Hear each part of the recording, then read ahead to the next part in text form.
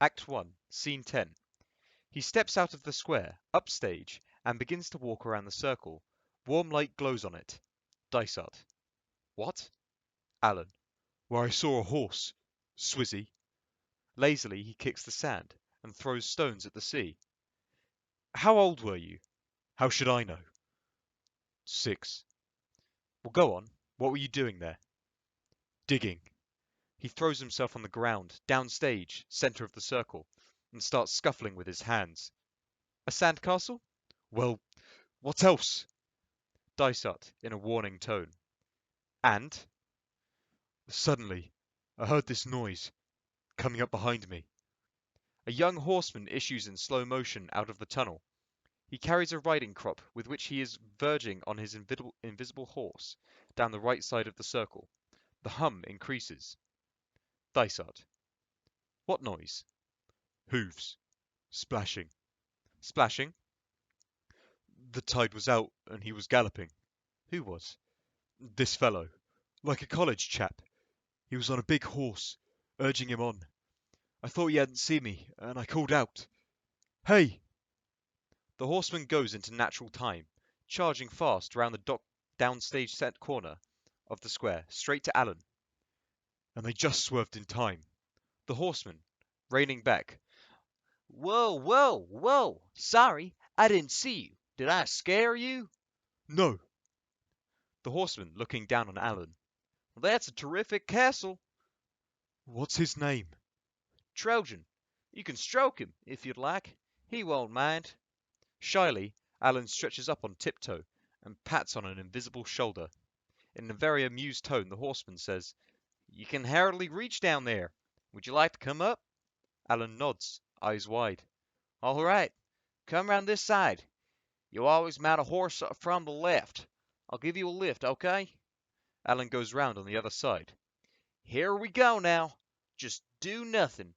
Upsy daisy. Alan sets his foot on the horseman's thigh and is lifted up by him onto his shoulders. The hum from the chorus becomes exuliant, then stops. All right? Alan nods. Good. Now all you gotta do is hold on to its mane. He holds up onto the crop, and Alan grips onto it. Tight now, and grip with your knees. All right? All set? Come on then, Trojan. Let's go. The horseman walks slowly upstage round the circle, with Alan's legs tight around his neck. Dysart. How was it? Was it wonderful? Alan rides in silence. Can't you remember? Do you want to go faster? Yes. Okay. All you have to do is say, Come on, Trojan, bear me away. Well, say it then. Bear me away. The horseman starts to run with Alan round the circle. You went fast. Yes. Weren't you frightened? No. Come on now, Trojan, bear us away. Hold on, come on now. He runs faster. Alan begins to laugh. Then suddenly, as they reach again the right downstage corner, Frank and Dora stand up in alarm. Dora. Alan! Frank. Alan! Dora. Alan, stop! Frank runs around after them. Dora follows behind. Hey, you! You! Whoa, boy, whoa! He reins the horse around and wheels to face the parents. This all goes fast. What do you imagine you're doing? Horseman, in an ironic tone. Imagine? What is my son doing up there? Water skiing. Dora joins them, breathless. Is he all right, Frank? He's not hurt. Don't you think you should ask permission before doing a stupid thing like that? What's stupid? It's lovely, Dad. Alan, come down here. The boy's perfectly safe. Please don't be hysterical. Don't you be la-di-da with me, young man. Come down here, Alan. You heard what your mother said. No. Come down at once. Right this moment. No. No! Frank, in a fury. I said this moment! He pulls Alan from the horseman's shoulders. The boy shrieks and falls to the ground. Watch it! Frank! She runs to her son and kneels. The horseman skitters.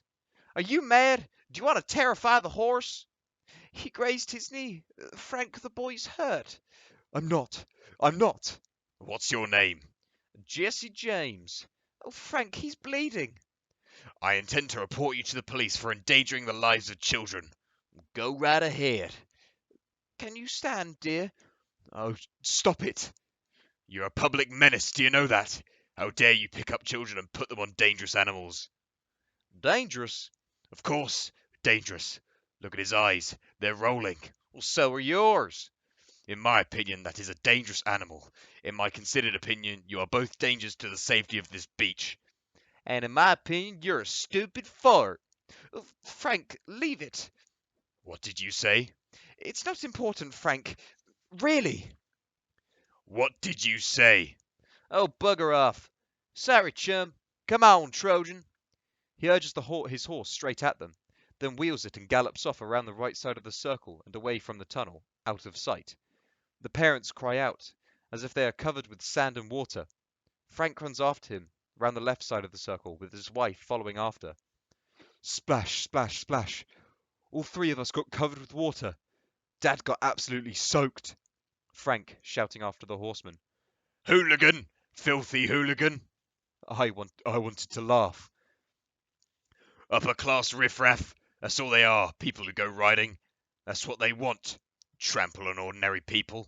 Oh, don't be absurd, Frank. It's why they do it. It's why they bloody do it. Dora, amused. Look at you. You're covered. Not as much as you. There's sand all over your hair. She starts to laugh. Frank, still shouting. Hooligan! Bloody hooligan! She starts to laugh more. He tries to brush the sand out of her hair. What are you laughing at? It's not funny. It's not funny at all, Dora.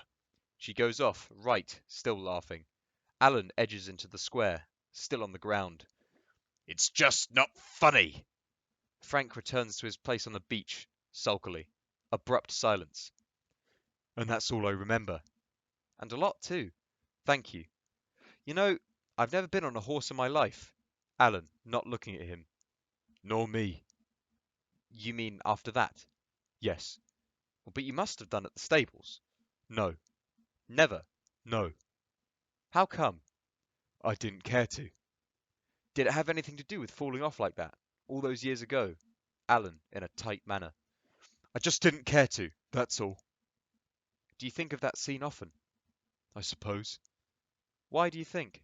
Because it's funny. Is that all? What else? My turn. I told you a secret, now you tell me one. All right. I have patients who've got things to tell me, only they're ashamed to say them to my face. What do you think about that? What? I give them this little tape recorder. He takes a small tape recorder from the microphone from his pocket.